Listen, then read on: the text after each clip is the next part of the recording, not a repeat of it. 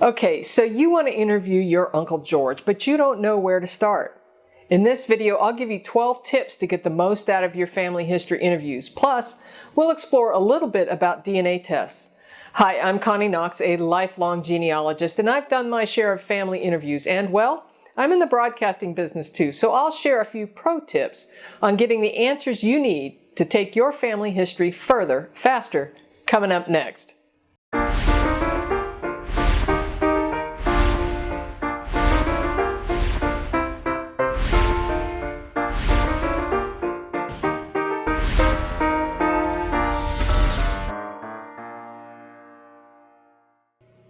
Interviewing family, in my opinion, is one of the best parts of genealogy. It's fun and rewarding. You, the interviewer, are like a reporter. You'll research your subject and do some background investigation and do the interview and report the results. So here are 12 tips to get the most out of your family interviews. Let's get started. Number 1, start with your eldest family members first. Number 2, find a quiet place to talk. I can't emphasize this enough. You'll want to get in a quiet place without the TV, screaming kids, lawnmowers, or other distractions. Tip number 3, you'll want to record audio and/or video of your interview. However, you'll want to take notes too. Many times your recording may not be clear. Someone interrupted the interview, or you ran out of memory on your camera or your cell phone and you didn't realize it. A host of technical problems can happen, and the worst of all, the audio is unintelligible. We'll talk about the technical side of recording an interview easily in part 2. Tip number 4, take your family to a brightly lit space so that photos and documents that you're reviewing can easily be seen, and video quality is good if you're recording. Tip number 5, do some homework before your interview. Research where the person lived, when they lived there, and learn about local events or history that took place there. Create a list of questions that inquire about the places in your family member's life. Tip number 6, prioritize your questions.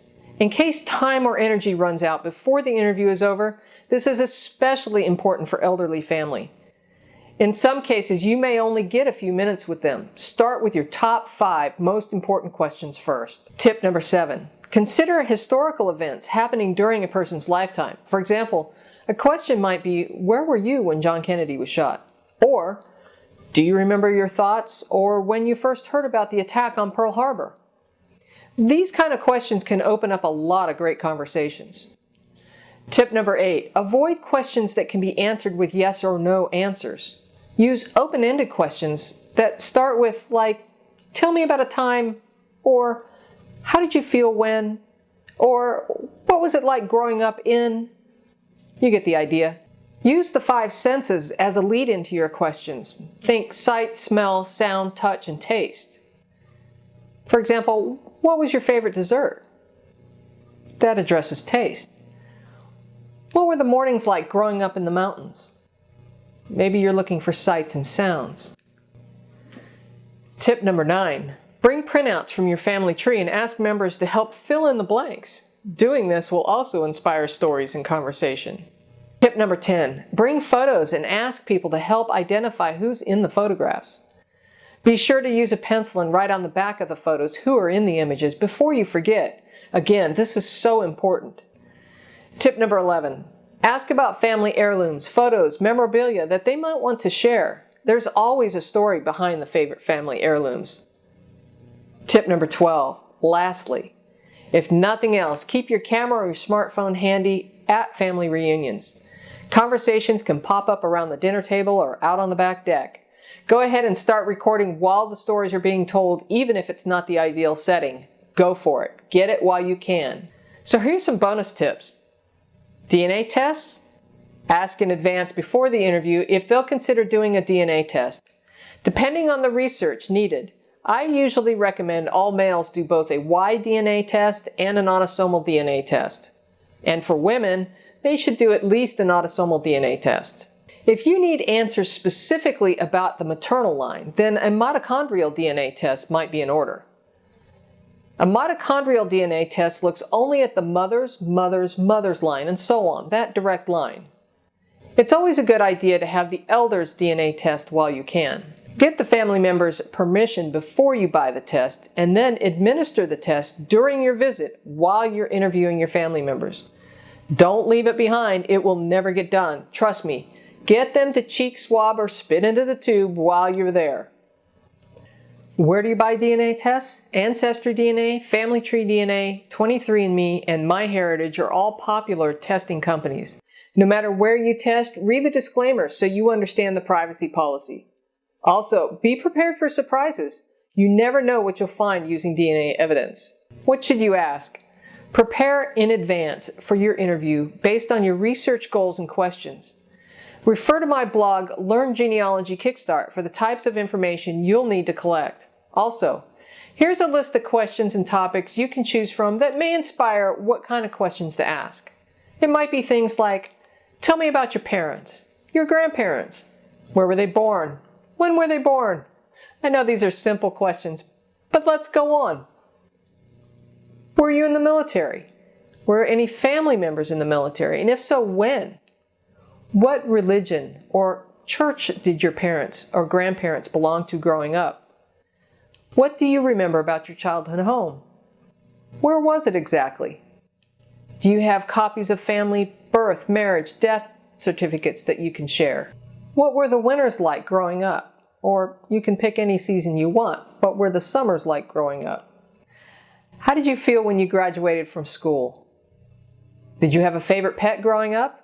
What was your father's occupation? What was school like? And where did you go to school? Tell me about a time when life was hard. Tell me about a time when you felt appreciated. Tell me about your greatest achievements. Close your eyes and go back to a favorite time as a child. What do you see, smell, feel? Where are you? Who was your favorite president and why? What do you remember about the Great Depression? Or insert your favorite historical event here. What do you want to talk about? What was your favorite television or radio show? Do you remember the first television you had? You'll have to design all of these questions to the age of the person you're interviewing. And don't forget to ask, what is the oldest item you own? Be careful about subjects that cause concern, stress, or prying into family secrets. If a family wants you to know, they'll tell you. If they say no, respect them and move on. Don't try to ask all of these questions. You'll exhaust yourself and your family. But use them as inspiration to create your own list. Once the conversations start to flow, the ideas and the follow-up questions will come to mind. Lastly, if possible, try not to have more than 1 or 2 spectators while doing an interview. I prefer to do interviews alone.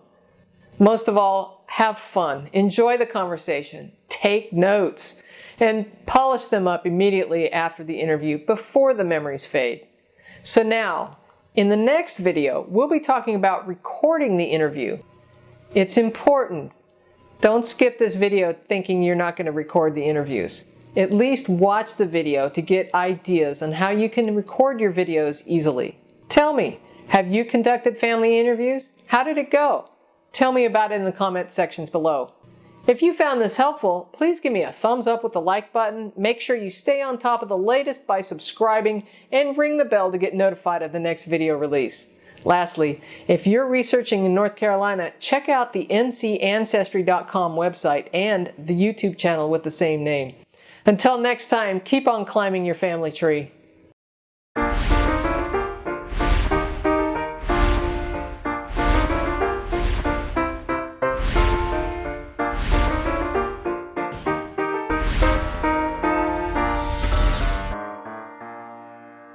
Most of all, have fun. Enjoy the conversation. Take notes.